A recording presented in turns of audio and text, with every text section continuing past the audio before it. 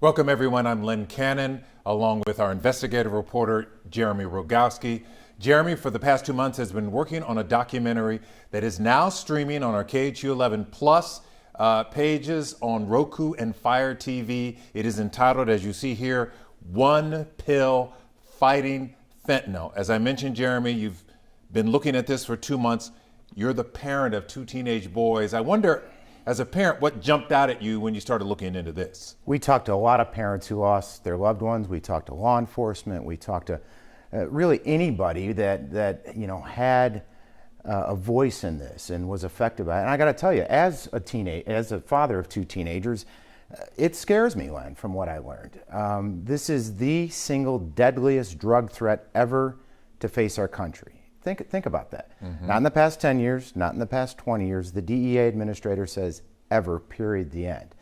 And locally, those who are dying are getting younger and younger. And that really hit home for me as a father of a 14 and 16-year-old. So I want to remind people, if you go to a Facebook page, if you're watching us on the KHOU 11 Facebook page, and if you have questions, then go ahead and write your comments, and we'll try and get to some of those questions as Jeremy and I continue to talk here over the next few minutes.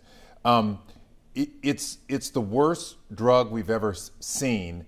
I've watched a lot of, in the last 40 years, drugs come and go that create havoc of all ages. Sure. But what makes this the worst? So it's cheap, it's potent, it's incredibly profitable. So check all those boxes that are key to a drug trafficker's bottom line. But here's the key difference that we've been able to gather. Fentanyl is deceptive, and here's what I mean by that. Drug traffickers will take and mix fentanyl powder into pills, fake pills, counterfeit pills that look like prescriptions, that look like Xanax, that look like Percocet, that look like Adderall. And these counterfeit pills are flooding social media. And people who are buying them too often don't know what they're getting. Mm-hmm. And that's why so many parents you talk to, Len, say, listen, when there's a death, these aren't overdoses in their mind, in their viewpoint. These are poisonings. And in fact, state lawmakers are actually trying to pass a bill that will reclassify these deaths as poisonings, because there's a difference between taking just one pill. And by the way, that is all it takes, folks. We're talking about 2 milligrams. For perspective, that amount of fentanyl could fit on the tip of a pencil. If you opened up a salt packet from a fast food restaurant, just throw a little couple of grains of salt. That's enough fentanyl to be deadly. So again, these young people are taking what they think are these prescription pills, but really they're just filler and fentanyl. And when they're taking them too often, they're not waking up. I talk to people who work in this field, who help families and children, et cetera. The quote that stood out to me was, "It is a special monster all by itself." They also pointed out that a lot of times these folks, they're not quote unquote chasing a high. Right. They're trying to fix a pain. And they're so desperate that they're willing to roll the dice on something they may not know that's in a pill. Right. Here's one way that really kind of stuck with me. Think about it this way. We all made mistakes when we were young, right? Oh, boy. I did, right? Raise your hand. Here's the difference. We were able to learn from those mistakes. With fentanyl, too often, you don't learn from them. Mm-hmm. You die from them. And that's, through everybody we've spoken to, that's the real game changer with fentanyl, because again, such a little amount can be lethal. And that's the real scary thing. What's the lesson that parents need to hear, that people in general need to hear? We hear about the danger, right? But how do we address this problem moving forward? So after all the parents we spoke to, the number one kind of shout from the rooftops message they want others to hear is, never say not my child. Too often they said, oh, it can't happen to me, it can't happen to my family. These are good families. Mm-hmm. These people who are dying grew up in loving homes. With loving parents. And yes, many of them did hit a bump in the road. Some of them did suffer from substance use disorder. Many others were just experimenting with pills. Either way, fentanyl doesn't discriminate. It doesn't care if you're rich, if you're poor, if you're black, if you're white, if you come from the good side of the town or the bad neighborhood. It doesn't care. And so these parents, Len, to answer your question, are saying, never say not my child. And the time to have the conversation with your loved ones is not tomorrow, it's not the next day, it's right now. It's right now. Yeah. We've been asking people to send in their either comments or questions on our KHOU11 Facebook page. Helen said this, talking about fentanyl, I'm assuming. It's for sale on Telegram and Snapchat. Absolutely. We actually traveled to the West Coast and talked to a company who does research tracking online drug sales. They're out of San Diego. And the CEO of this company said, the problem is there's just too much drug selling going on online. Some of it, as you can see from these photos, it's out in the open. It's nothing to hide variety drug sales. Other times, Len, it's a cryptic sort of coded language. And by the way, folks, when you watch this documentary online, we decode some of the emojis that these drug sellers are using so that when you look at your son's or daughter or your loved one's smartphone, you can get a real sense of really what's going on through these emojis and so forth. But again, we talked to a narcotics detective, there's some of those emojis, and he says, listen, it's like a restaurant menu. They put it up every day, they have daily specials, and it's as easy, check this out, this was another takeaway, ordering fentanyl or these pills that contain fentanyl, not knowing that they are, it's as easy as ordering a pizza. And so you don't have to go to the street corner and in the shadows to buy these drugs. It's all just a click away right here on your smartphone. And that should alarm all parents. I wonder, I talked to some experts, and I wonder what your folks are saying and what parents are saying.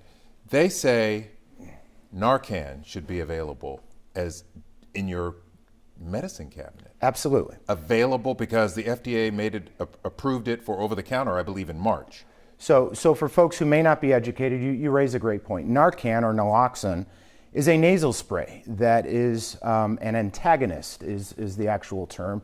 That a simple spray after someone who has taken too much of synthetic opioids, including fentanyl, it can temporarily reverse the effects and literally bring people back to life. And so there are several bills right now at the state capitol that they want to make this mandatory in every public school in Texas and to train teachers on how to use it. There's even some movement not just to make Narcan in every school, but in every single school classroom. Because when you talk to first responders with fentanyl, the race is even more against the clock. We're talking about minutes before the breathing slows down, the brain malfunctions, and there's no coming back unless you get that life-saving Narcan in your system right away. I've never heard of anything this dire. I remember the crack epidemic, the heroin epidemic, people smoking crack. Right. That it pales in comparison to what we are talking here because of the ease of availability. And the deception, again. And the deception. You think you're getting one thing. You know, the other takeaway stat, and we're not here to bore you with statistics, but this one really stood out. Of all these pills that the Drug Enforcement Administration has seized, 60%, Len, have come back with a potentially lethal dose of fentanyl in them. So you might hear people say, well, it's like Russian roulette. Well, guess what? Those odds are worse than Russian roulette. You're right. It's not 50-50. No, they're worse than a coin flip. So when you put that into perspective, all the more reason to say, listen, bottom line is, unless it comes from a real legit pharmacy and it was prescribed by a real legit doctor, don't take it, period, the end, because the odds are so working against you that it could be lethal. So the people I talked to them earlier this evening. They said allowing people to seek services without shame. Yeah, for sure. Because shame sometimes causes people to be quiet. And bringing it back to the parents, they will 100%, the parents who have lost loved ones, they say, yes, we have to remove the stigma from this. We have to bring it out in the open. Their stories, Len, they're raw, they're real, and at times they are in your face. In this documentary, We talked to one mother who is sharing video from inside her home of the moment that she found her 14-year-old, her baby boy, lifeless in his own bedroom. And I asked her, I said, ma'am, this is your most deepest, darkest personal moment in your life. Why make it public? And she said, listen, if my son was able to see what I'm showing everybody else now, maybe it would have gotten through. Yes. Her point was, we have to wake people up. And it's uncomfortable, and it's not pleasant to see, but she really thinks that's what's going to resonate with everybody. Especially with young people, because they're so impressionable and vulnerable to experimenting per se. Yeah. And they think that they'll live forever. I mean, they just don't.